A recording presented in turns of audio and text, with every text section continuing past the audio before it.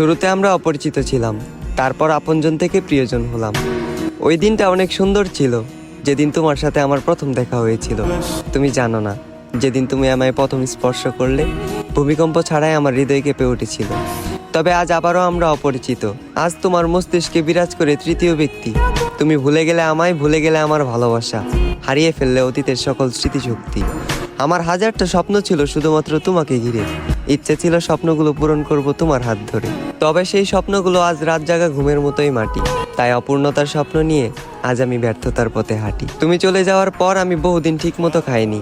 আয়নার সামনে দাঁড়ালে মাঝে মাঝে নিজেকেই চিনতে পাইনি। তুমি চলে যাওয়ার পর আমি শুধু তোমাকে হারাইনি, হারিয়ে ফেলেছি আমার মানসিক শান্তি।